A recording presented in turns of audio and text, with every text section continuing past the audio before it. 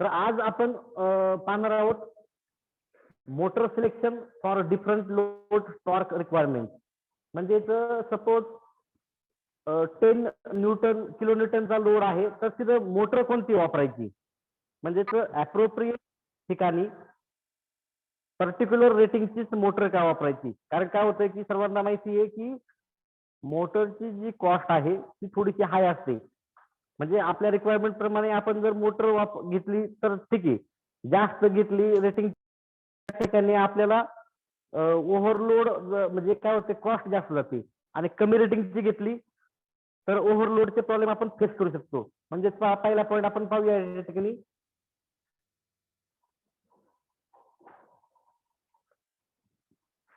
Currently all industries need to install different types of industry induction motor. म्हणजेच currently जे काय आहे industry मधल्या इंडक्शन मोटर त्या different types of induction motor use केलेले आहेत. पण त्या ठिकाणी इंडक्शन मोटरचा रोल काय आहे as a prime mover.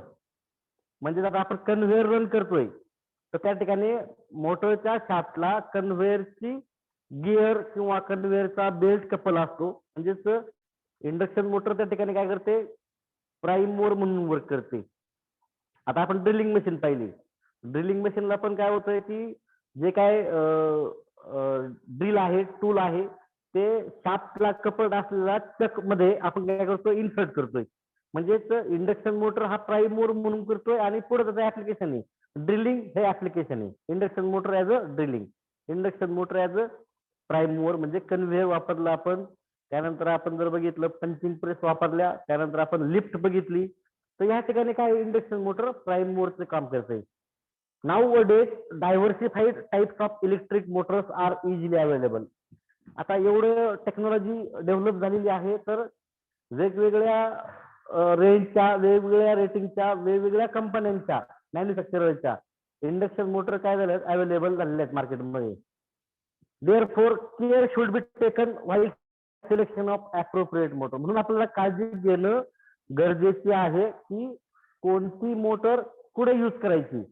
Particular application साठी पर्टिक्युलर मोटरच यूज झाली पाहिजे. कारण वेगवेगळ्या व्हरायटी आहेत, वेगवेगळ्या रेटिंगच्या आहेत, मॅन्युफॅक्चर पण वेगवेगळे आहेत, त्यांचं स्पेसिफिकेशन पण वेगवेगळे आहेत, बरोबर, कॉस्ट पण वेगवेगळे आहेत. तर आपल्याला या सगळ्या गोष्टी जर पाहिल्या as per hour need of application, आपल्या ऍप्लिकेशनच्या नीड नुसार आपण ऍप्रोप्रिएट मोटर सिलेक्ट केली पाहिजे. The application requirement should be different from different application. म्हणजेच आपल्याला जी काय गरज आहे ती आपली वेगवेगळी असू शकते पहा.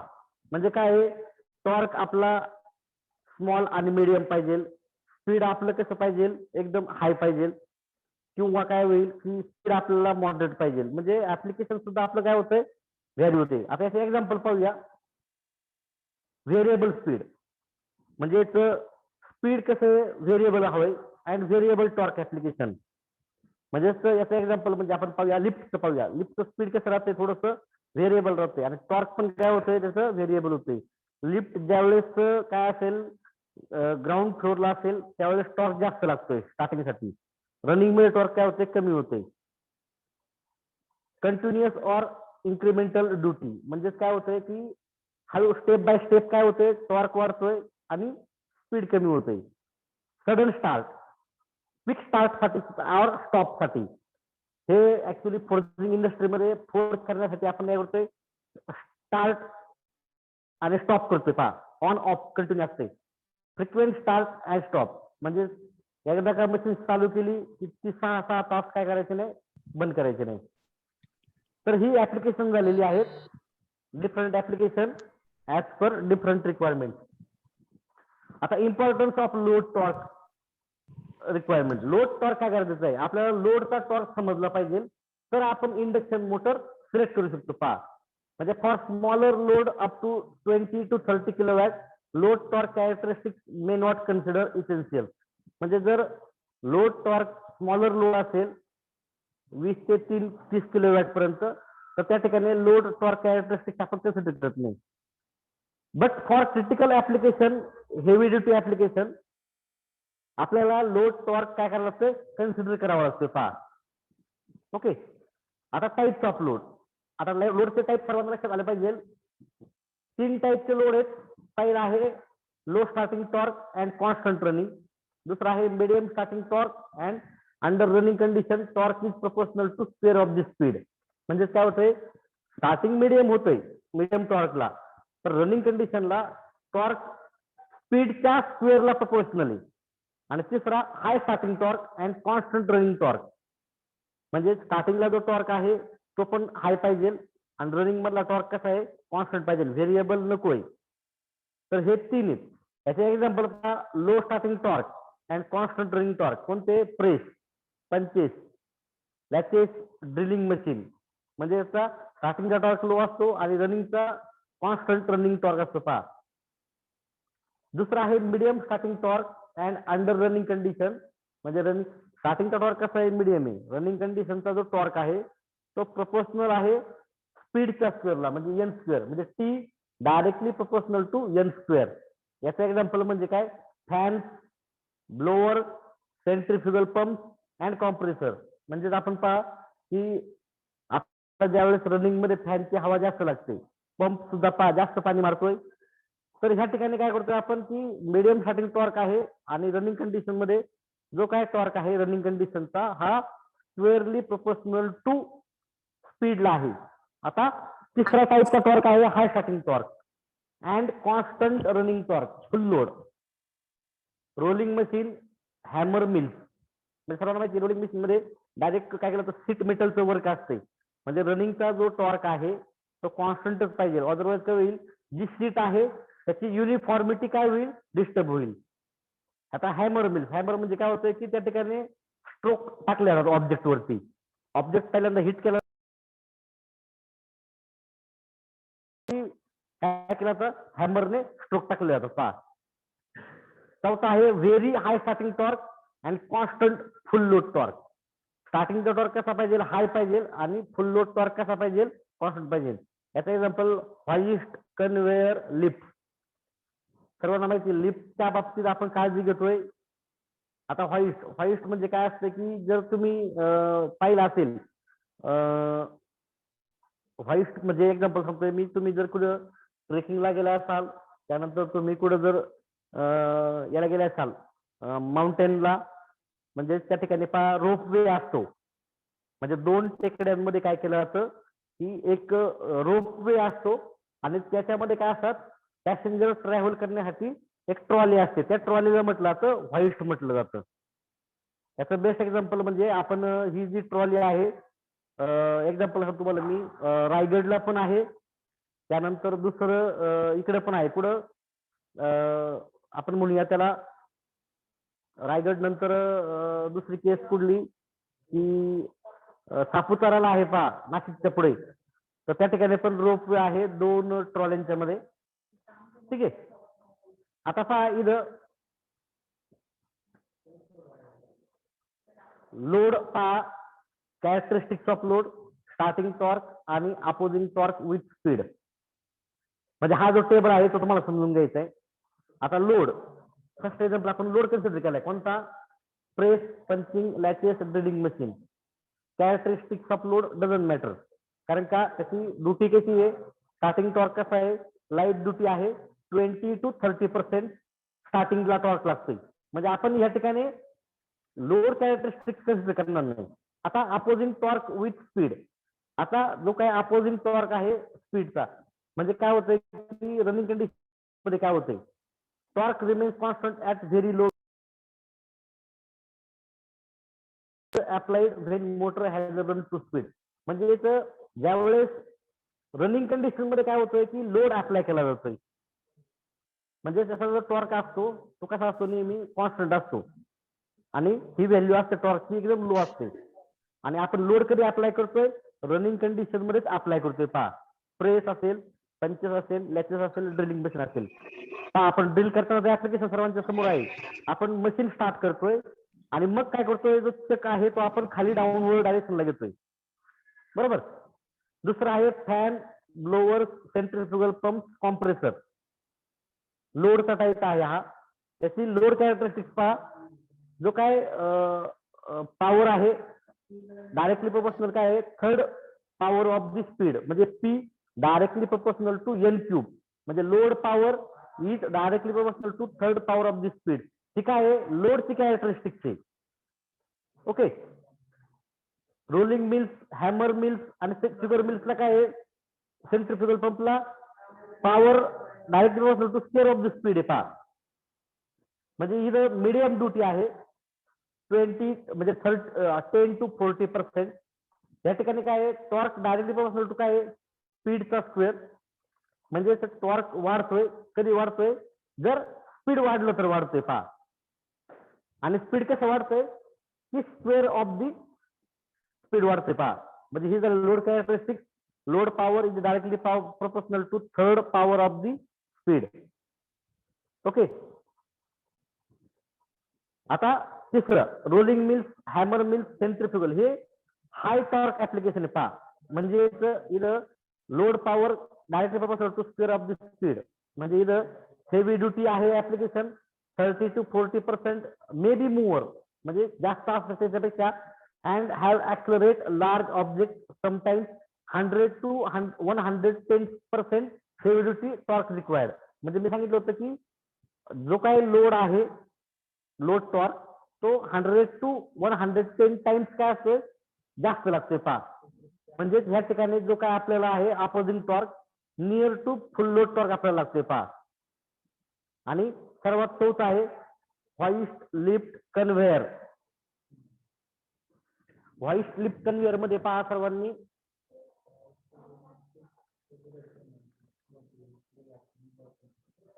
जस्ट वेट हा, ठीक आहे.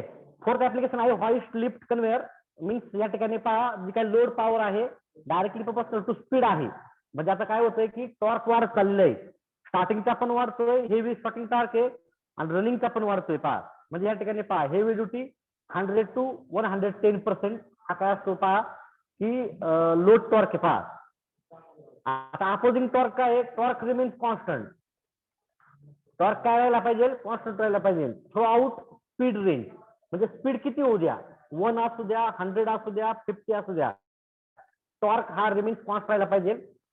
And motor almost operate near to full load torque. आणि ह्या ठिकाणी ह्या ऍप्लिकेशनला म्हणजे होइस्टला, लिफ्टला, कन्व्हेअरला मोटर जी आहे ऑलमोस्टली कुठे अप्लाय होते ती, की फुल लोड टॉर्कच्या जवळच ती काय होते, ऑपरेट होते. पहा, म्हणजेच मॅक्झिमम टॉर्क, लोड फुल आहे, टॉर्क पण काय पाहिजे, मॅक्झिमम पाहिजे, स्टार्टिंग पासून तर परत मॅक्झिमम लोड पर्यंत.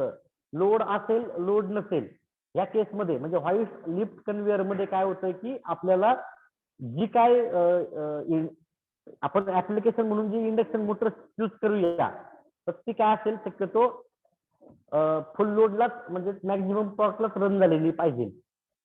तर ह्या ठिकाणी पहा, जर आपण पाहिलं कम्पेअर केलं तर ह्या ठिकाणी हळूहळू काय होतंय की लोड वाढत चाललेलं आहे. पहा, प्रेस, पंचेस, लॅचेस, ड्रिलिंग मशीन, मग फॅनचा लोड वाढलाय. आता फॅन वगैरे तुम्ही पाहिलं असेल की काय काय ठिकाणी फॅन, ब्लोअर, सेंट्रिफ्युगल. आता हा आपला डोमेस्टिक ऍप्लिकेशनचं म्हणणं चुकीचं होईल, घरगुती वापरासाठी असतो तो आहे फॅन. पण जर तुम्ही बघितलं, थिएटरमध्ये बघितलं, सिनेमा हॉलमध्ये बघितलं, शॉपिंग मॉलमध्ये बघितलं, तर त्या ठिकाणी काय होतंय की फॅन असेल, ब्लोअर असेल, जरा थोडंसं काय असतात, हाय रेंजच्या असतात. पहा, ओके. तर ह्या ठिकाणी जो काय आपला चॅप्टर आहे, हा चॅप्टर आपला संपलेला आहे. ओके, काय डाऊट असतील तर विचारून घ्या.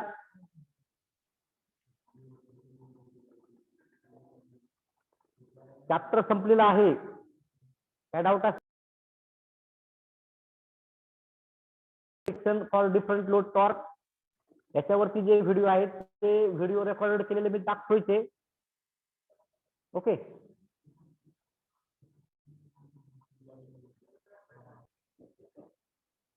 तर आपण मोटर सिलेक्शन पाहिलं डिफरंट लोड टॉर्क रिक्वायरमेंट साठी ऍज पर इंडस्ट्री नीड प्रमाणे वेगवेगळ्या कॅटेगरीच्या, वेगवेगळ्या रेंजच्या, वेगवेगळ्या मॅन्युफॅक्चररच्या आणि रेटिंगच्या इंडक्शन मोटर मार्केटमध्ये अवेलेबल आहे. पण इंडस्ट्रीमध्ये काय होतंय की अप्रोप्रिएट पर्टिक्युलर ऍप्लिकेशनला आपल्याला पर्टिक्युलर रेंजची, रेटिंगची मोटर सिलेक्ट करावी लागते.